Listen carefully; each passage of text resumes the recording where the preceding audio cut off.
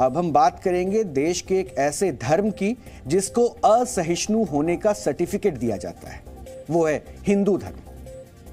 देश में ऐसे सैकड़ों लोग हैं जो धर्मनिरपेक्षता का अर्थ हिंदू धर्म से जुड़ी पवित्र ग्रंथों का अपमान करना समझते हैं।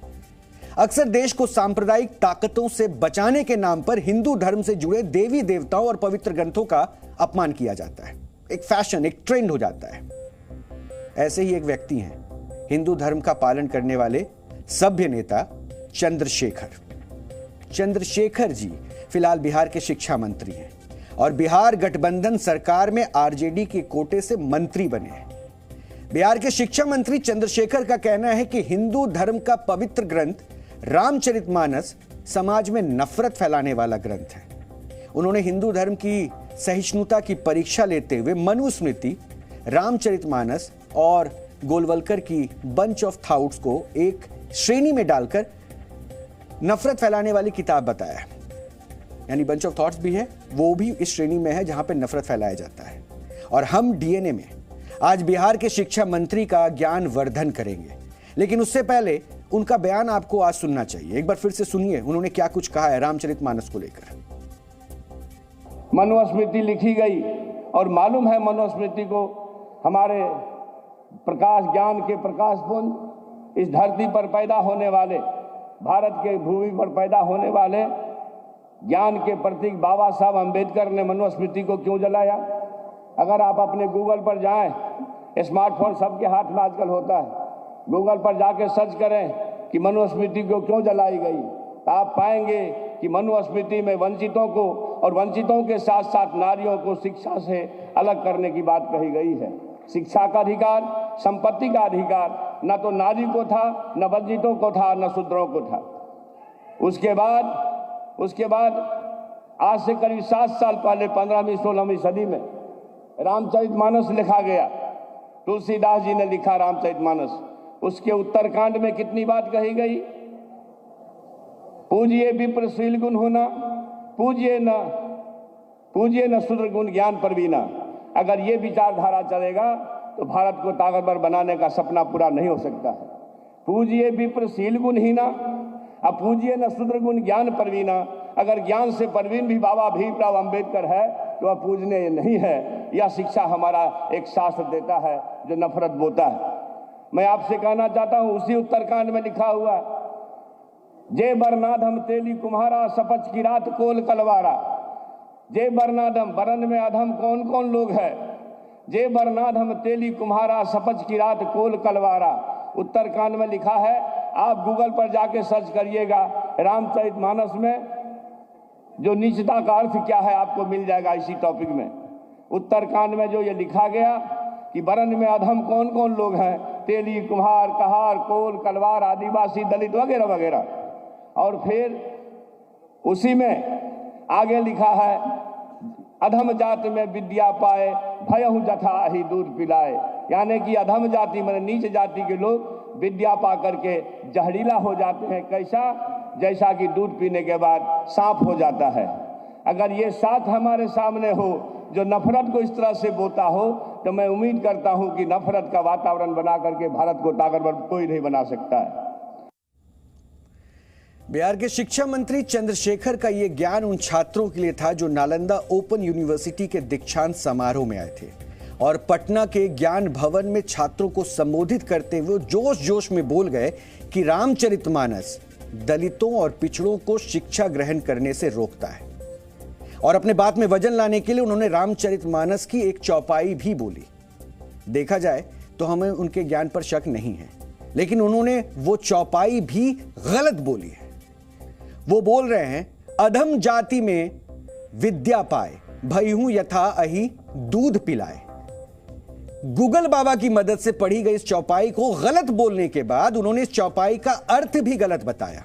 उनके मुताबिक अधम जाति का अर्थ दलित और पिछड़ों से है। उन्होंने विद्या पाने का अधिकार नहीं होने की बात कही, जबकि यह सरासर गलत व्याख्या है। धर्म कोई भी हो, वो कभी भी हो, भेदभाव करना नहीं सिखाता। सारा खेल व्याख्या का है।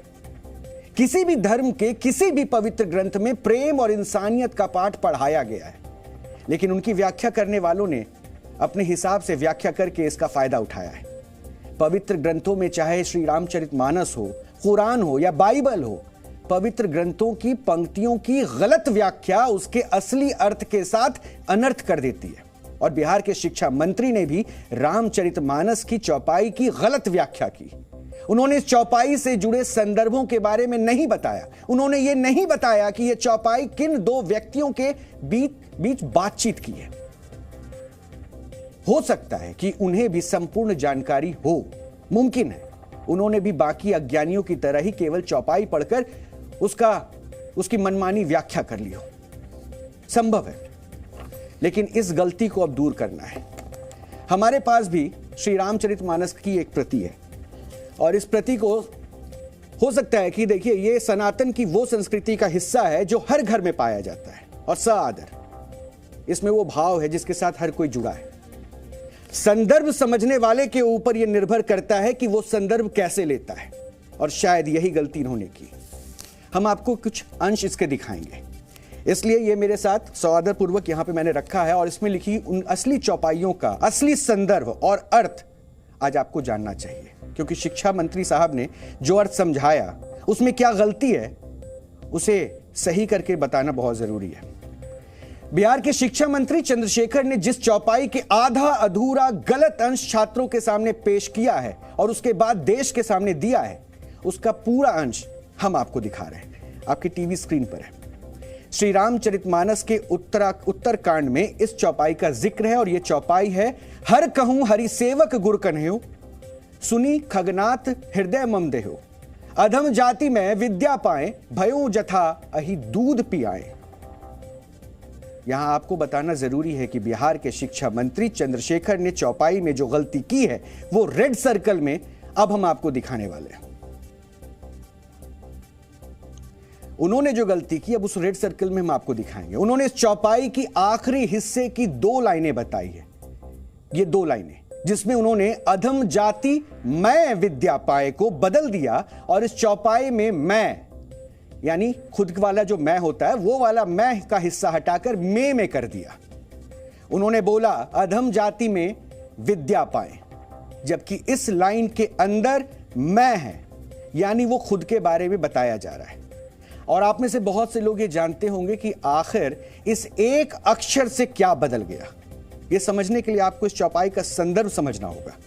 संदर्भ का मतलब यह है कि आखिर यह चौपाई किस घटनाक्रम की है और इसे कौन किससे कह रहा है, क्योंकि आपने संदर्भ जाना नहीं, इन्होंने संदर्भ बताया नहीं और उन्होंने आखिरी लाइन में उस मैं को बदलकर पूरा भावार्थ बदल दिया। इस चौपाई में काक भुशुंडी और गरुड़ जी के बीच बातचीत हो रही है। काक भुशुंडी जी श्री विष्णु जी के वाहन गरुड़ के सामने श्री राम का गुणगान कर रहे हैं। दरअसल गरुड़ ने जब श्री राम को मेघनाद के नागपाश से मुक्त कराया तो उन्हें श्री राम के भगवान होने पर शक हो गया था। यह शक दूर करने के लिए ही भगवान शिव ने गरुड़ को काक भुशुंडी जी के पास भेजा था और काक भुशुंडी जी ने गरुड़ को श्री राम के स्वरूप को बताने के लिए अपने पूर्व जन्म की एक कथा सुनाई थी। इसमें वो कहते हैं वो पूर्व जन्म में उन्होंने अयोध्या में एक अधम जाति में जन्म लिया था और अकाल की स्थिति आने पर वो उज्जैन चले गए थे।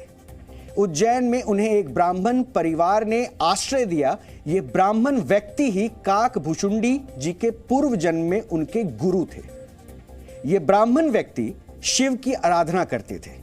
उन्होंने एक मंदिर में काक भुशुंडी जी को ज्ञान दिया। ज्ञान मिलने के बाद काक भुशुंडी जी में काफी अहंकार आ गया और विष्णु जी के स्वरूप श्री राम की वंदना सुनकर क्रोधित भी होने लग जाते थे। उनका क्रोध देखकर उनके गुरु जी ने उन्हें बताया था कि शिव और ब्रह्मा जी भी श्री राम की आराधना करते हैं। और यह सुनने के बाद काक भुशुंडी जी ने जो कहा वो इस चौपाई में लिखा गया है।